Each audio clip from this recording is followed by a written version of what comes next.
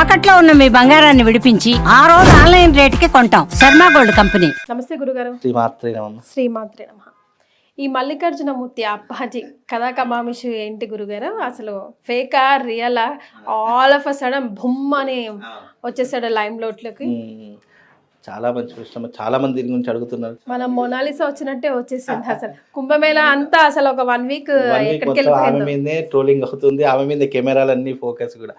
ఒక మనిషిని హైలైట్ చేయాలన్నా డిక్రీజ్ చేయాలన్నా మీడియా చేతిలో ఉందండి. మొట్టమొదటిగా ఇప్పుడు మల్లికార్జున ముత్య అనేటటువంటి పేరు ఏదైతే వినిపిస్తుందో సోషల్ మీడియాలో, ఆయన వెళ్ళగానే మనుషుల యొక్క ముఖాలు చూసి ఫోన్ నంబర్లు చెప్పడము, లేదు అంటే పేర్లు చెప్పడము, లేదా మీ అమ్మగారి పేరు చెప్పడం, మీ నాన్నగారి పేరు చెప్పడము, ఇవన్నీ కూడా జరుగుతున్నాయని చెప్పి అక్కడ చాలామంది చెప్తూ వస్తున్నటువంటి సంఘటనలు. నిజానికి ఏంటి అంటే, నాకు దగ్గరైనటువంటి వాళ్ళు, నా సన్నిహితులు చాలామంది అక్కడికి వెళ్ళారు. అంటే నా తెలిసినటువంటి క్లయింట్స్ వెళ్ళారు. ఏదో వాళ్ళు కష్టాల్లో ఉన్నారు కాబట్టి ఏదో బాధ చెప్పుకుందాము, ఆయన దగ్గరికి వెళ్తేనే బాధ తీరిపోతుంది అని చెప్పేసి చాలామంది వెళ్ళారు. వెళ్ళిన ఒక 10 మందిలో 2-3కి ఏదో చెప్పాడు, ఏదో నడిచిపోయిందని చెప్పారు. మిగతా 7 ఏం చెప్తున్నారంటే, ఇదంతా కూడా మోసం జరుగుతుంది అక్కడ, ఇదంతా కూడా జిమ్మిక్లు మ్యాజిక్లు జరుగుతున్నాయి. ఒక పెద్ద కేవలం 24 సంవత్సరాల ఒక చిన్న కుర్రాడు, ఒక యువకుడు ఈ రకమైనటువంటి విధానాలు చెప్తున్నాడు అంటే, ఆయన అనుచరులు ఎవరైతే ఉంటారో చుట్టుపక్కల ఉంటారు కదా, ఈయన చేసేది తక్కువ, వాళ్ళు చేసేది చాలా ఎక్కువ ఉంటుందట హైపు. అయితే వాళ్ళందరూ కూడా ఈయనను ముందర పెట్టి, ఈయనను వాడుకొని, వీళ్ళ నాన్నగారు చాలా గొప్ప వ్యక్తి అని చెప్పేసి ఆ ఊర్లో ఎవరికైనా చెప్తారు.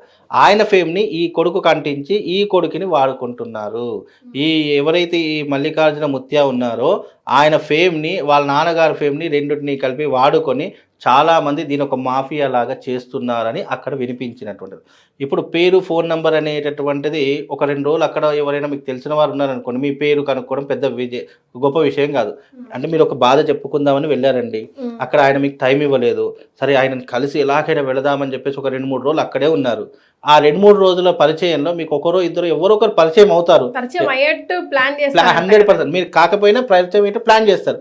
అప్పుడు మీరు ఏం చేస్తారు, ఎక్కడి నుంచి వచ్చాము ఏమని వాళ్ళు అడుగుతారు. అప్పుడు మీరు నా పేరు కీర్తండి, నేను ఇక్కడ నుంచి వచ్చానండి, ఇక నేను ఏం చెప్పుకోవాలి, నా కష్టాలు ఇట్లా అంటే అట్లా మీరు చెప్పినటువంటి అన్నీ అక్కడ రికార్డ్ అవుతాయి.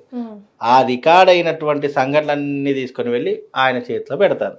అప్పుడు వచ్చి రికార్డ్ ఆల్రెడీ మీరు చెప్పినటువంటి వేరే వాళ్ళు చెప్పిన విషయాలే మీకే చెప్తే అందులో పెద్ద గొప్ప ఏముంది, అది మీరు ఏంటి నా గురించి తెలియకుండా, నేను ఎవరో తెలియకుండా ఇన్ని చెప్పాడని చెప్పి మీరు ఆశ్చర్యపోతారు. నిస్సహాయ స్థితిలో 2-3 మాటలు చెప్తే ఇట్టే పడిపోతాం. అదే అక్కడ జరుగుతుంది. ఇంకోటి ఏంటి, అక్కడ జరుగుతున్నటువంటి చాలా మంది ఏమంటారంటే, ఇంతమందికి భోజనాలు పెడుతున్నాడండి, ఇన్ని సేవలు చేస్తున్నాడు, రూపాయి కూడా తీసుకోవట్లేదు అని చెప్పి చాలా మంది అంటున్నారట. కానీ దాని వెనక ఉన్నటువంటి విధానాలు ఏంటి అంటే, ముందర రూపాయి తీసుకోవట్లేదు, వెనకుండి లక్షలు తీసుకుంటున్నాడు. ఇప్పుడు నేను మీ ముందర కూర్చుని నేను మీకు జ్యోతిష్యం చెప్పాను అనుకోండి, అమ్మ నాకు వద్దమ్మ, నాకు రూపాయి వద్దు అని అంటాము. అదే మీరు అంటే మీరు పేదవారు కాబట్టి మిమ్మల్ని, అదే ఉన్నవాడు వచ్చాడు అనుకోండి, మీ గురించి చెప్పారు కదండి, గురుగారికి ఏదన్నా ఇవ్వండి, లేదంటే మిమ్మల్ని ఒక ప్రత్యేకమైన రూమ్లో కూర్చోబెట్టి అది ఇది అని చెప్పి డబ్బులు లాగుతారట.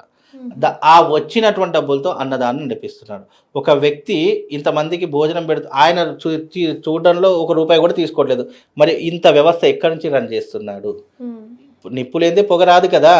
ఇన్ని వ్యవస్థలు, ఇల్లు కట్టించడము, అక్కడ వచ్చిన ప్రతి ఒక్కరికి 24 hours భోజనాలు పెట్టడము, ఒక ఆశ్రమాన్ని మెయింటైన్ చేయడం, ఇవన్నీ కూడా చిన్న విషయం కాదు కదా. ఇవన్నీ కూడా అక్కడ ఆడుతున్నటువంటి ఒక హైజెనిటిక్ డ్రామా. అక్కడ 365 రోజులు 360 degrees కెమెరాస్ 24 గంటలు రన్ అవుతాయి.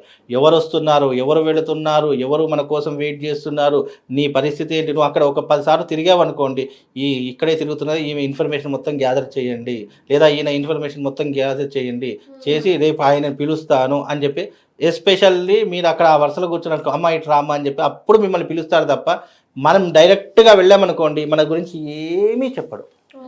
ఇవన్నీ కూడా ఏంటంటే ప్రజలను మభ్యపెట్టడానికి, మోసం చేయడానికి ఆడుతున్నటువంటి నాటకం. పోనీ నిజంగానే అనుకుందాం, ఒకవేళ నిజంగానే అనుకుంటే, ఇప్పుడు ఆయన ఫోటోలు కానీ ఆయన వీడియోలు కానీ అన్నీ కూడా ఇన్స్టాగ్రామ్లో, సోషల్ మీడియాలో, యూట్యూబ్ అన్నీ వస్తున్నాయి కదా. అదే ఒక మన మీడియా కానీ, లేదా నా పర్సనల్గా నేను ఆయన ఎవరికైనా చెప్తున్నప్పుడు ఆయనకు వీడియో తీశాను అనుకోండి, వెంటనే ఆ ఫోన్ పలగొడతాడు, లేకపోతే కెమెరా పలగొడతాడు. అంతనైనటువంటి దౌర్జన్యం జరుగుతుంది అక్కడ. ఒక మీడియా వెళ్ళినా కానీ ఏది వెళ్ళినా కానీ దగ్గరికి కూడా రానివ్వరట. ఈయన చేసే హడావిడి కంటే ఈయన చుట్టుపక్కల చేసే అనుచరులే హడావిడి ఎక్కువ ఉంది. రౌడీజం చేయడం. ఒకవేళ మనం అక్కడ కూర్చుండి మనము నాకు స్వామివారి కలవాలి అని అంటే మాట్లాడే భాషలు కూడా దుర్భాషలు, ఉంటే ఉండు లేకపోతే వెళ్ళిపో. ఇంకా చాలా రకాల బూతులు మీరు సోషల్ మీడియాలో చూస్తే అర్థమవుతుంది. ఈ రకమైనటువంటి పదజాలం వాడడము ఇవన్నీ కూడా ఏమైపోతున్నాయి అంటే, ఆయన ఒక మనిషి దేవుడు ఉన్నాడు కానీ మనిషే దేవుడు ఎప్పటికీ కాలేడు. ఎప్పుడైనా గుర్తుపెట్టుకోండి. ఆయన ఇచ్చినటువంటి అనుగ్రహం వల్ల ఆయన లేదా భగవంతుడికి చేసే సాధన వల్ల మనకు కాస్తో కుస్తో ఒక జ్ఞానం ఉంటుంది కదా, ఆ జ్ఞానం మన 10 మందికి పంచిపెడితే మనం ఏదో గొప్పగా కనిపిస్తామో తప్ప, ఈయన వచ్చినటువంటి ఇన్ఫర్మేషన్ని గ్యాదర్ చేసి ఈ రకంగా హైప్ క్రియేట్ చేసి ఈ రకమైనటువంటి విధానంతో వెళితే ఎప్పటికైనా కిందికి జారిపోతాడు. ఇంతకైనా చేసేది ఏంటంటే ఓన్లీ మన ఇన్ఫర్మేషన్ చెప్పడం, ఇన్ఫర్మేషన్ చెప్పడం అంతే. ఏమీ చూడడు. ఆయన డేట్ ఆఫ్ బర్త్ అవసరం లేదు, ఏమీ అవసరం లేదు. మీ నాన్న పేరు చెప్తాడు, లేదంటే మీ అమ్మ పేరు చెప్తాడు, లేదంటే మీ పేరు చెప్తాడు, లేదా మీ ఫోన్ నెంబర్ చెప్తాడు, అంతే తప్ప అంతకు మించి ఏం లేదండి. ఒకవేళ నిజంగానే శక్తులు ఉన్నాయి అని అంటే ఆయనకు వీడియో కెమెరాలు తీసినా నష్టం లేదు. ఆయన నిజంగా చెప్తున్నాడు అనుకుంటే నేరుగా వెళ్ళి మనం డైరెక్ట్గా కలిసినా తప్పు లేదు. కానీ ఆయన సెలెక్టెడ్ పీపుల్స్ మాత్రమే పిలుస్తున్నాడు. ఆయన ఎవరు ఇన్ఫర్మేషన్ దొరికిందో వాళ్ళని మాత్రం పిలుస్తున్నాడు తప్ప ఇప్పుడు మీరు నేరుగా వెళ్ళారనుకో మిమ్మల్ని పిలవడు, దగ్గరికి కూడా రానివ్వరు. ఫస్ట్ దానికోసం ఒక 5-6 రోజులు అక్కడ వెయిట్ చేయాలి. ఆ 5-6 రోజుల్లో కూడా ఆయన అపాయింట్మెంట్ దొరుకుతుందని గ్యారంటీ లేదు. ఇవన్నీ కూడా ఎట్లా జరుగుతున్నాయంటే హైజెనిక్ డ్రామా. అన్ని ఇన్ఫర్మేషన్ వచ్చిన తర్వాత అప్పుడు మిమ్మల్ని పిలుస్తున్నారు తప్ప అక్కడ విషయం ఏమీ లేదు. ఇంకోటి ఇది జరుగుతుంది ఇక్కడ కర్ణాటక ప్రజలు ఒక్కరు కూడా మీకు కనిపించరు. కేవలం తెలంగాణ ఆంధ్ర ప్రజలు మాత్రమే అక్కడ ఉంటారు. మీరు గమనించండి. పోనీ అంత ఉన్నది అన్నప్పుడు లోకల్ పీపుల్ అయితే రావాలి కదా. ఇప్పుడు మనం ఒక 100 మంది వెళ్తున్నామంటే వాళ్ళ మంది ఒక 10 మంది అయినా ఉండాలి కదా. ఆ 10 మంది కూడా అక్కడ ఉండరట. ఉన్న వాళ్ళందరూ ఎవరు, ఈ యొక్క ఆంధ్ర నుంచి వెళ్తున్న వాళ్ళు, తెలంగాణ నుంచి వెళ్తున్నారు, కొంతమంది వేరే వేరే స్టేట్ నుంచి వస్తున్నారు తప్ప ఈ కర్ణాటక నుంచి ఎవరు కూడా రావు. ఎందుకంటే ఆయన గురించి అక్కడ అందరికీ తెలుసు కాబట్టి ఎవరు కూడా వెళ్ళలేదు. కానీ మన వాళ్ళు ఏంటి, ఎగబడి వెళ్తున్నారు, ఎగబడి కూడా ఆశ్రమాల మీద పడుతున్నారు.